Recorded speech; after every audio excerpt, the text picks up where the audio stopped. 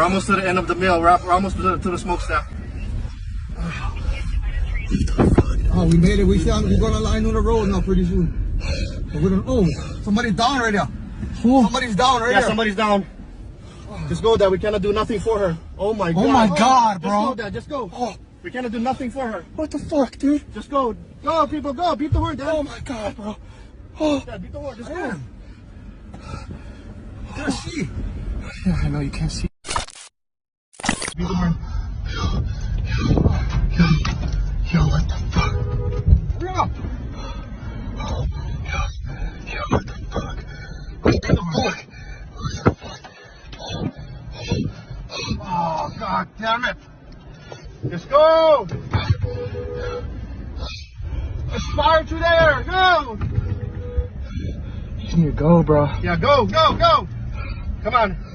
Come on, baby. Come on, baby. What the fuck? What is this? Yeah. Where? Let's go. Yo. Damn, it's hot. Just go, Dad. We're good. Motherfucker. Off road. Oh, quick. Yeah, we're good. Oh my God, dude. It's okay, it's okay. Let's go. We're almost to the end of the meal. We're almost to the smokestack. I'm fortunate that we're alive. I'm fortunate that our home was spared. I'm fortunate that I'm in a position to be able to go after entertainment folks that I know in my career in the industry to ask for assistance and donations and help. And it's just been, it's really been overwhelming, but you know, trying to do my part and help our community. And sadly, my understanding from Maui County and from the governor is that we've had dozens of lives lost there. And also, it sounds like a lot of people at this point are still missing. Yeah, you know, the number of deceased that's been reported is probably going to be far less than what the final tally is going to be. There's belief that the fire was so strong and the wind was so strong and the way that it hit Lahaina that there are probably people that literally were vaporized by the fire. And the way that it hit Lahaina that there are probably people that literally were vaporized by the fire. To really think and fathom how this fire started and literally wiped out Lahaina town in 17 minutes. When firemen arrived, you know, there weren't even flames burning anymore because it happened so quick and so fast. Call hello Yahweh Bashim Yashai Bashim Rakakudash. Double honors unto the apostles and elders of Great Millstone. Shalom to you of us who are hopeful. Shalom to the elect. Now, a little bit after I dropped my last video, I got reminded by, I'd like to say, faithful subscriber, not to my channel per se, but to this truth. The whole world is on fire. Croatia, Italy, Greece, Hawaii, and how could I forget Canada is what she said, which is in the spirit because most of my videos, for those not in the know, the last usually relates to the next. That being said, let's open with this. Let's go to 2 Peter 3 and 7. We'll start at verse 3, and it reads, knowing this first, that there shall come in the last days scoffers, walking after their own lusts. The last days speaking to the times we're now from when Yahushua first came on the scene. The scripture says there would be naysayers that would attempt to disprove this truth, that is Yahweh, Yahushua, agitators, scoffers against the word, mockers of the faith, and those even in the truth who want to be here for another 50 years. Incredible. 2 Peter 3 and 4, and saying, where is the promise of his coming? Meaning, where is this salvation that you've been talking about? Where is this Savior, Deliverer, and Redeemer that you and your fathers before you prophesied about? Where is this so-called implementation of the mark that is supposed to take place? Where's all that?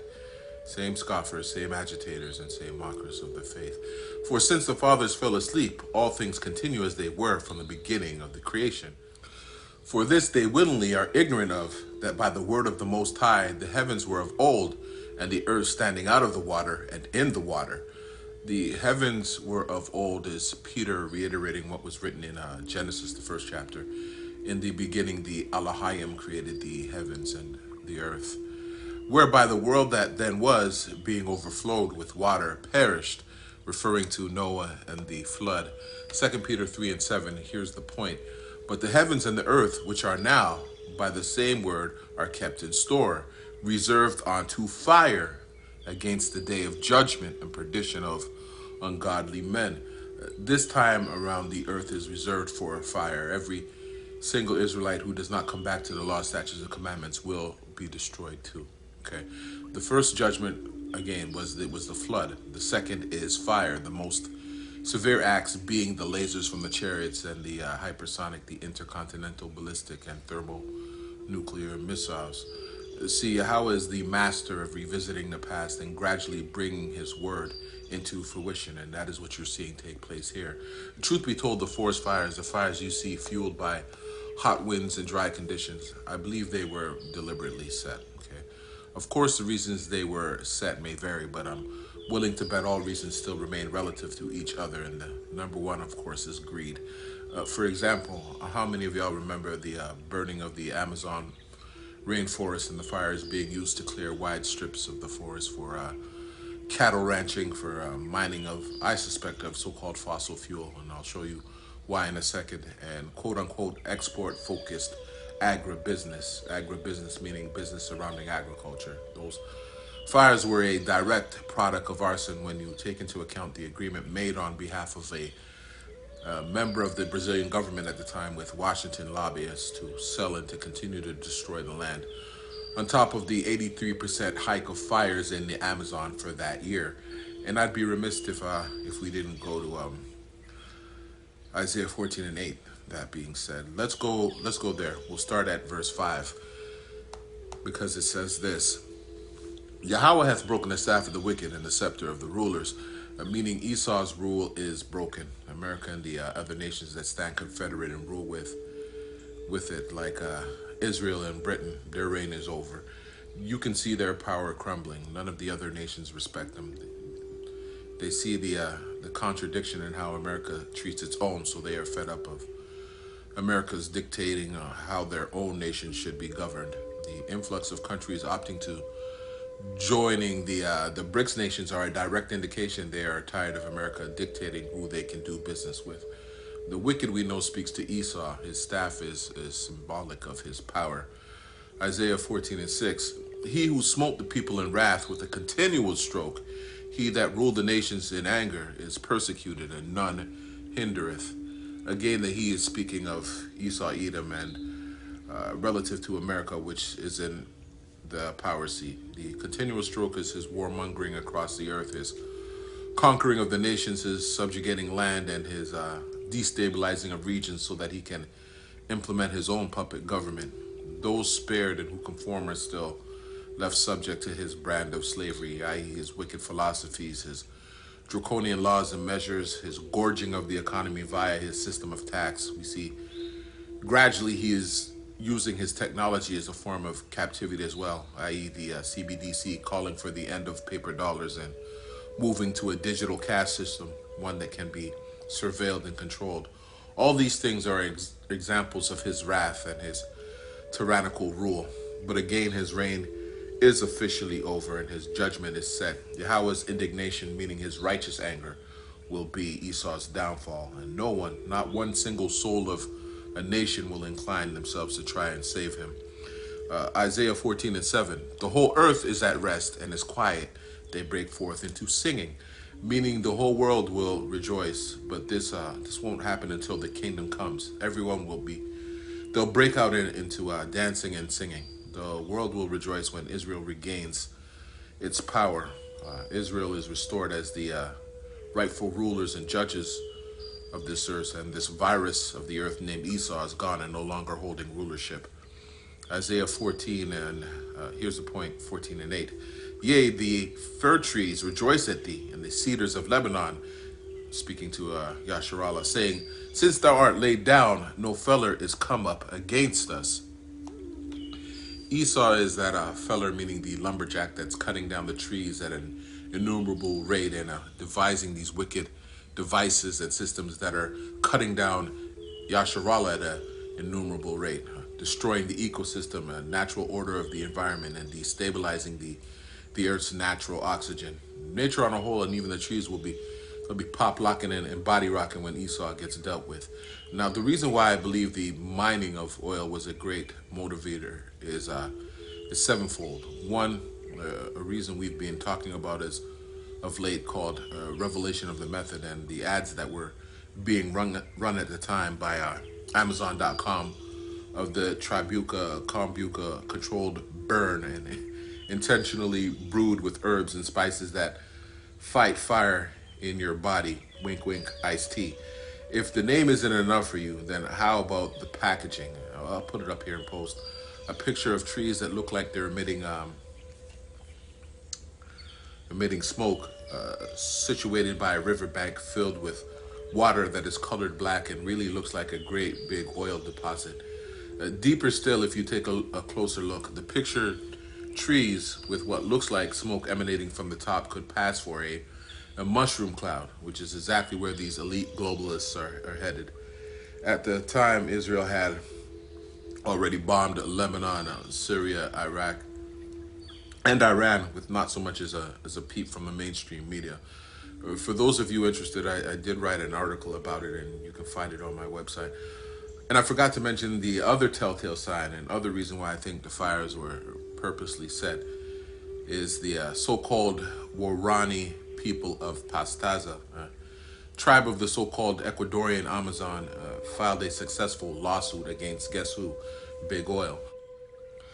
For those that know the scriptures and understand the breakdowns, then you know why I said so-called, because really Brazil and Ecuador speaks to the land inhabited by Ashar from the northern kingdom of Israel and 10 tribes that emigrated to the Americas and the West Indies pursuant to the Assyrian captivity in the 700s. Second Ezra 13 and 40 on down is a precept there. Also explains why the can contains 12 fluid ounces, 12 for the 12 tribes in the house of Israel. Now here's the sinker. In Deuteronomy 33 and 24, the prophet and King Moses says this of the tribe of Ashar: let Ashar be blessed with children, let him be acceptable to his brethren, and let him dip his foot in what? In oil. Okay. Going back to Isaiah 14 and 8, even deeper still, the Amazon rainforest is considered the earth's lungs. So that depiction of smoke-filled forestry, when you take into account the elite have opted to show you what they plan to do to you before they do it, again, the revelation of the method makes all the sense. Now, the elders always go into Esau never really reinventing himself and always working from the same playbook when he carries out these orchestrated attacks. So when I say he pretty much stuck to the Amazon script this time with the fires in Hawaii, then you shouldn't at all be surprised. Okay.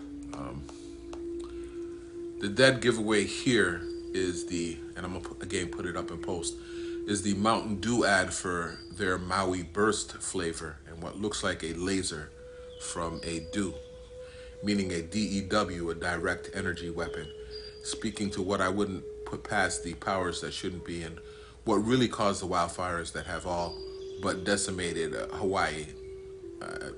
You heard it yourself in the opening clip. Those people were vaporized. I wonder by what. The label on the can reads a dew with a blast. I guess you can write this stuff.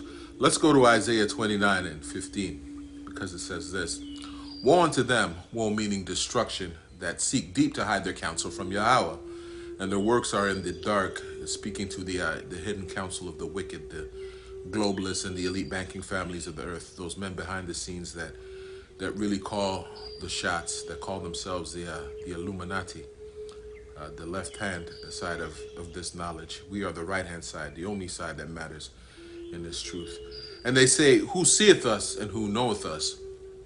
The Rothschilds, the Rockefellers, speaks to the Oppenheimers, the Collins, the DuPonts. By now they are names known all over the globe because of the internet, but rarely will you see them ranked in Forbes or beside any listings that celebrate Fortune 500 companies because their power lies in their secrecy. Now, if I put up a picture of the CEOs from Fortune 500 CEOs, would you be able to pick out Larry Fink per se? Probably not. What about the names that you never hear, like Orsini, Conti, or Colonna? Do you know what they look like? That I doubt. Seek deep to hide their counsel speaks to the covert operations they carry out to control you, to kill you, or to destroy your reputation, i.e. the think tanks they facilitate to program and mislead the sheeple. Seek deep to hide their counsel speaks to how far they'll go to bring their conspiring against you into reality. The conspiracy here, from what I understand, is the locals of Maui refuse to sell their prime real estate to the elitists who made generous offers for their land. And those who refused are either dead now or, of course, they're forced to sell. Who sees you and knows you? Yahweh, wa Yahweh Shai, wa Rakakodash, wa the hopeful elect Akim of GMS. That's who. I bet y'all didn't know that Mountain Dew has been banned by a lot of the other nations and countries because of the chemical content you can find in their ingredients, and particularly one said component that is used to, wait for it, to put out fires. I don't know. Never mind the risk of cancer, low sperm count, and of course infertility due to yellow dye number 5. Who sees you? Who knows you? The Israel of Yahweh, that's who. To segue a little bit and bring it back full circle, Salakia, PepsiCo, which makes Mountain Dew, has gone on record to say that they don't use fecal tissue in their products because it's dangerous, because it's unethical and against the law. Yeah, right. But what about companies like Coca-Cola and Kraft, and I believe General Mills is another, who have never responded against the claims their products contain embryonic cells? Now, the reason why I bring that up is because these present-day witches and warlocks who come up with these chemical compounds, and the CEOs and the boards of execs who pay for their studies and solicit their work, are the same idolaters from the past that have been sanctioned to dedicate you to the fire today. You can tell by their TV ads, their commercials and jingles, and all the marketing dollars they spend to coerce you subconsciously so that you can buy into their products and, more importantly, submit to their gods. America's, aka Babylon, the great land of confusion's Moloch, is the Federal Reserve and its Federal Reserve note. Unequivocally, aren't our children's birth certificates traded on the stock exchange daily? To Esau Edom, we are nothing more than a commodity, a human resource and a product for the corporation being whatever country you are a citizen of. Not so different than, comes to mind, there's David's sin in numbering Israel, and relative to Esau taking his census today. It's wicked because the numbering of people is onto his kingdom and rulership, and onto the kingdom and rule of Yahweh Ba'ashem Yahweh Shai. In any event, don't tell me that most Babylonians aren't willing to pass through the fire or sacrifice their own children to get that fiat currency. The rules of engagement may have changed, but the overall operation that Esau conducts, it remains the same. And if you study their corporate logos, you'll see the same elements of idolatry and witchcraft are still present on earth today. Let's go to Leviticus 18 and 21.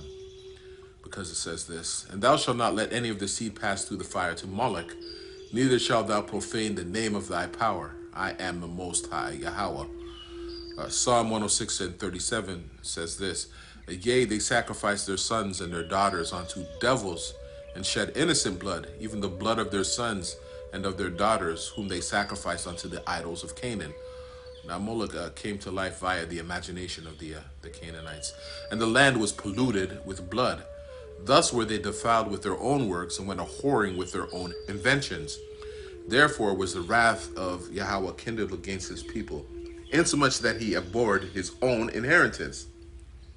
And he gave them into the hand of the heathen, and they that hated them ruled over them. And that hasn't changed even until today. Ezekiel 35 speaks of Esau's perpetual hatred against we Israelites. And you can see these Israelites, I mean, there's a plethora of scriptures that speaks to the selling out of Israel to the enemy and to this beast system. Let's go to Wisdom 12:3, because it says this: For it was thy will to destroy by the hands of our fathers both those old inhabitants of thy holy land, whom thou hatest for doing most odious works of witchcrafts and wicked sacrifices, and also those merciless murderers of children and devourers of man's flesh, and the feasts of blood. Speaking again to those Canaanites, just as the other nations of old sacrificed unto idols like Moloch, where their children were slain and made to pass through the fire. The elite men, mostly those behind the curtain, conduct the same satanic rituals and sacrifices today by proxy, and you see it in their award shows, you see it in their movies. Again, going back to that revelation of the method and what they plan on doing to you. Speaking of Oppenheimer, and to bring it full circle, then we'll close out with a few more scripts. It was Oppenheimer, mastermind of, for those who don't know, mastermind of the atomic bomb, and rocket scientist John Parsons, who he worked closely with. They were both occultists, by the way, who in their first test launch placed a human fetus in the bomb to be detonated as a ritual of sacrifice. Let's go to Isaiah 54:16. I brought this out I believe in my last lesson, because it says this: Behold, I have created the smith that bloweth the coals in the fire. Smith is speaking to a fabricator of any material, an artificer, if you will, craftsman or maker of the ilk, like Oppenheimer and Parsons, in the spirit of their forefather Tubal Cain.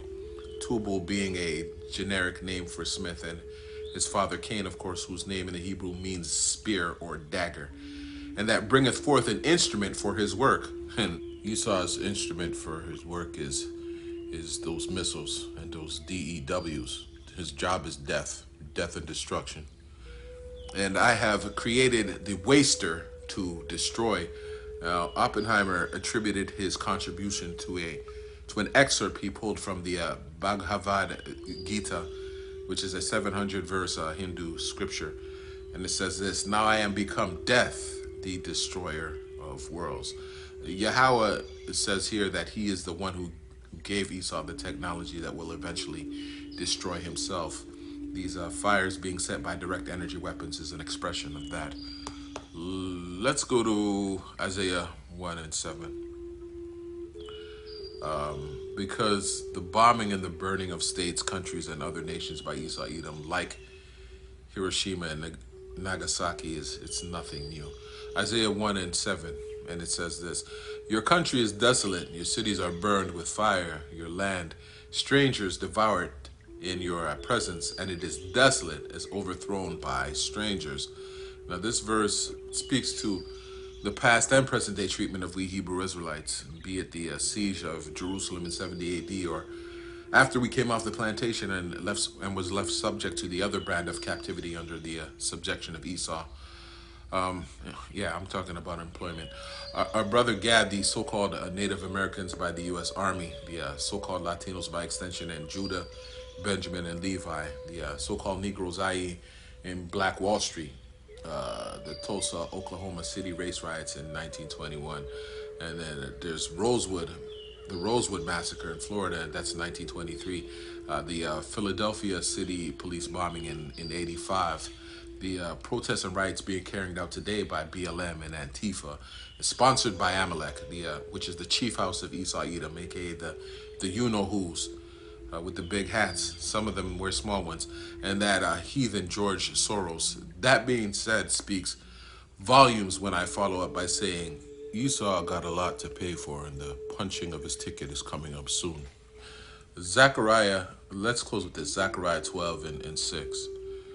And it reads, In that day will I make the governors of Judah like an earth of fire among the wood, and like a torch of fire in a sheaf.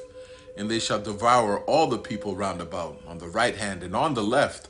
And Jerusalem shall be inhabited again in her own place, even in Jerusalem. The people to be devoured round about will be them other nations. Okay, are they gonna want to give it up? Of course not, but that is where our spiritual power that we're going to be blessed with comes in. As the elders put it, we're going to have to exert our spiritual power to enforce the reality of our internal rule. Put that in your pop can and smoke it. Inside joke. And with that, I'll say, Call Halal Yahweh, Bashem Yashai, Bashem Akakwadash. Through the power and spirit, I hope you were edified. Double honors unto the apostles and elders of Great Millstone who teach us 100% truth and rule well. Shalom to the hopeful elect. Remember, no test, no yab, and damn sure, don't take that C to the H to the I to the P. Shalom Yasharallah. Shalom to the elect.